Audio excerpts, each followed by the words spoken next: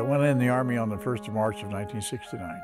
So I went to Vietnam as a buck sergeant, E5, in the infantry, as an infantry operations and intelligence specialist. That means I was a reconnaissance. I was on a recon team. And our mission was to gather intelligence about the enemy and do the best we could, of course, to not engage the enemy, but rather to get information about the enemies. I was fortunate enough that I didn't personally become involved in a firefight. However, I did catch malaria. And while I was in the hospital being treated for malaria and ultimately recuperating, thankfully, my recon team was in some pretty bad times. And we lost some fellows. It was obviously very sad. And, you know, I guess I always felt like there was a hand on my shoulder to provide me with the opportunity of malaria. I don't today concentrate on it too awful much. I'm just thankful.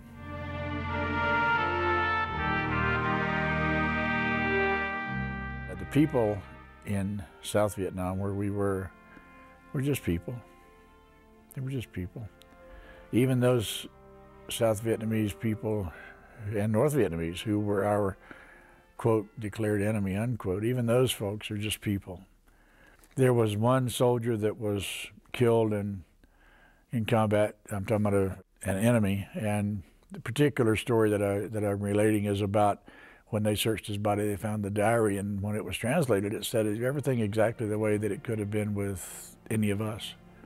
A person not knowing why they were in there fighting, a person not knowing why they were supposed to hate, a person not knowing whether or not they would ever see their loved ones again, the girlfriend, wife, mama, whatever it was. And that's pretty sad, and it hits home.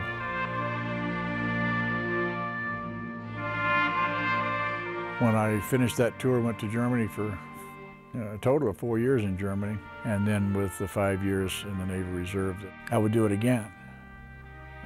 They might laugh at an old man coming, and that would help win the war. Right? Their laughter would slow them down. But, you know, I would do it again. I really do believe that this country is the best, and I've done some extensive travel. I believe that we have an awful lot of things going for us. One of the things that we said in Vietnam was, for those who have fought for it, freedom has a flavor that the protected will never enjoy. And I've kind of lived with that between then and now, because now I am a protected citizen. I do recognize the flavor of freedom because I know what it takes. None who serve for our freedom should ever be underappreciated or unappreciated.